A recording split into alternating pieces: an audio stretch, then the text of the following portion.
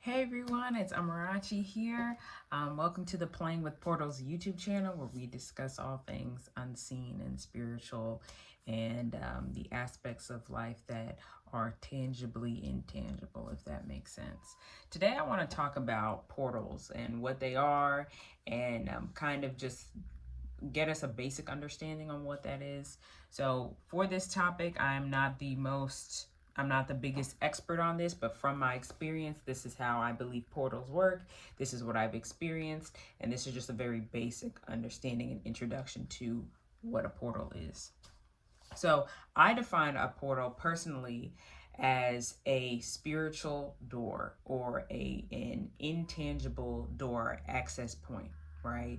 So to enter any room, to enter any facility, to enter a house, a building, you need a door to get in and to get out, right? So you open it, close it.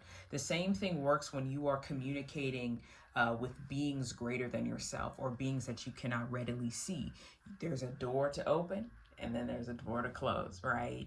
So even things like prayer, when you are praying, you are opening up doors to talk to the Almighty. You understand? Because God exists in a different dimension than where we exist. So we can't just stumble on up there or feel our way around. There has to be something that happens to open it up, right? So that's how I perceive a portal. It is a spiritual door. It is a non-physical door that opens you up to entities, beings, aspects of the world that you cannot readily see. That is how I define a portal. Now, you might ask, okay, how do you open them? I mentioned prayer. Prayer is one way. So your word is very powerful. So when you speak words to people or people speak words to you, right? As I mentioned before, these are energy exchanges. Your words can open up things and bring about things. That's why you have to be careful what you say. That's why you have to be careful how you talk about yourself, how you talk to yourself, and how you talk to others, right? Because you might be saying something frivolously and not really realize that you are inadvertently calling something towards yourself. Inadvertently, you have opened a door to something you did not mean to, right? So let me give an example. If I consistently tell myself I am UGLY, and I'm not saying it for the reasons I mentioned before, right?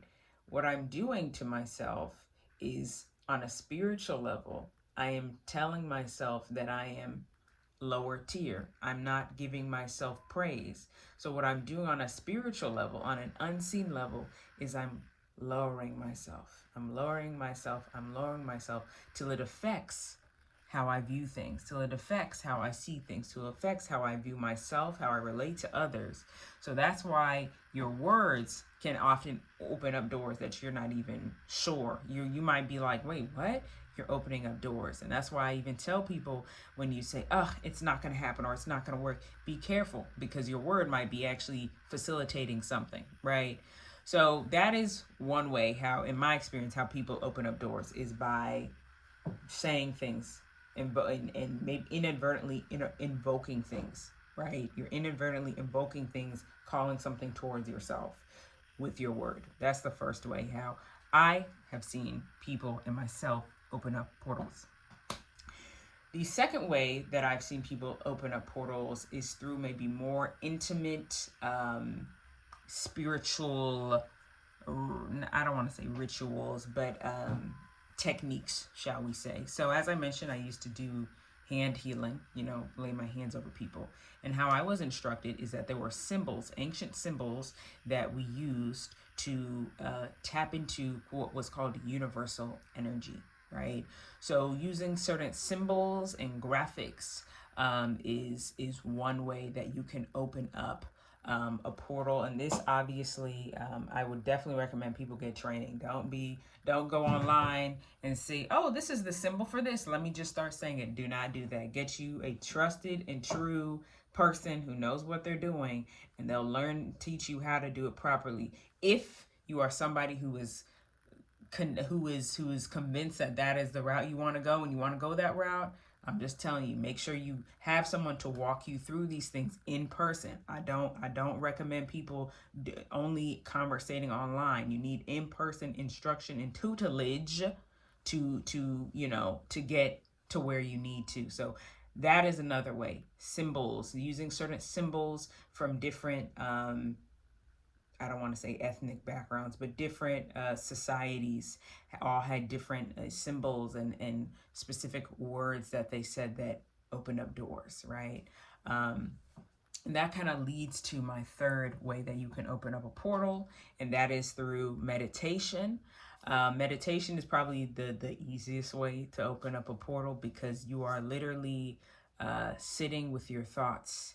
And a lot of times your mind is the bridge between the metaphysical and the physical, right? So when you sit and you're watching your thoughts pass by, what you're doing is you're tapping into that non-physical aspect of yourself, right? So when you are meditating, you can oftentimes, that's why when people say sometimes when they meditate, they hear voices or things like that. What they're doing is they've opened up a portal, and that is one of way that you can start, contacting,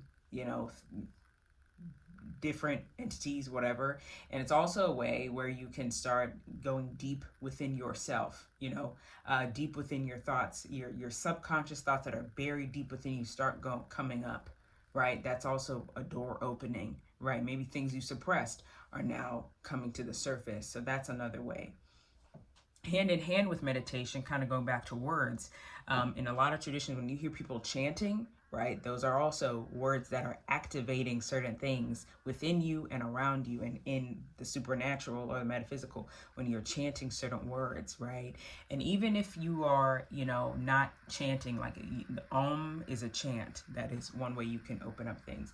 But even if you're not chanting per se, like I said, prayer is also up in there, right? When you say certain prayers, you're invoking certain beings, right? When I pray, Saint Michael the Archangel, defend me in battle, what am I doing? I'm opening up a door. I'm calling on Saint Michael to come and protect me, right? And Saint Michael's my guy. I don't play about Saint Michael because he don't play about me, right? So that's a door opened, right? So so those kind of can all be used in the same setting. You see what I'm saying? And the last way that I'm going to get into is music. Music can definitely open up portals. When you listen to certain meditation musics and they talk about the different frequencies, like, I don't know, 750 hertz and 750 hertz with this hertz, whatever, these frequencies are aligned with different aspects of the spiritual realm, right? So when you listen to certain frequencies, you're calling in a certain energy, right? That can heal you, right? Or it can hurt you. So that's why you got to be careful to what music you're listening to, what frequencies you are tapping into, because that is opening up a door as well. Okay, so the songs you listen to, right? So they kind of all work together, right? Because if I'm listening to a song, the song has its beat, has its frequency, then it has the words in it. So these two things are working together and opening up certain things, right? That I cannot maybe readily see. So sometimes there was one pastor who talked about it, is that where people are like, I feel like my life is all over, and I don't know why things aren't going the way I want them to. And they're like, look at the music you're listening to, because you might be inadvertently calling certain energy towards yourself, certain forces towards yourself by saying things that actually aren't beneficial to you.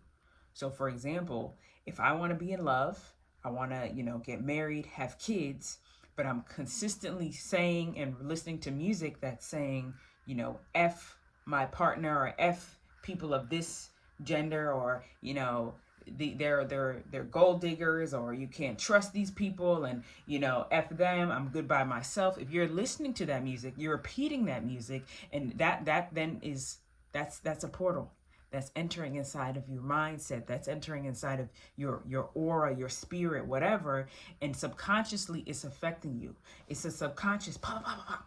I don't know why I did this, but it's subconscious, right? And that's where it can be kind of I don't want to say dangerous. I don't want to be scary, but yeah, on some level, it can be somewhat scary because you're just singing along and you don't realize what you're doing, what you're saying over yourself, in yourself, what you're embedding, what you're bringing towards yourself, right? So music is a very powerful medium to open up doors, and bring stuff to you, or to release things. Right, release things that are maybe weighing you down, or to give praise and gratitude. Right, so these things can go either or. It's important to remember that it can go either or. So a music can help, music can heal and help, and it can also hurt. You know, words can heal and help, they can also hurt. Right, same with the other examples. Right, meditation can hurt, it can heal and help, but for some people, meditating, being up in their thoughts, is not good for them. So they need to be doing more grounding activity than being all up in here. So that's how it is. There's two sides to everything, y'all. Two sides. So you can't just preach this. You got to talk about that it can go either way, and make sure you're using it in a good way, in a conductive way. All right, so that's all I have for today. Thank you so much. Once again, my name is Amarachi. Make sure you like, comment, and subscribe. And let me know if there are any other things you want me to talk about. Like I said, I am not the most well-versed person on portals. I know there are different names for different kinds of portals. I don't know all that. This is just a very basic introduction to how I view portals, what I've learned, what I've seen, what I've experienced, and hopefully it can be of some benefit to you. Thanks so much. Bye.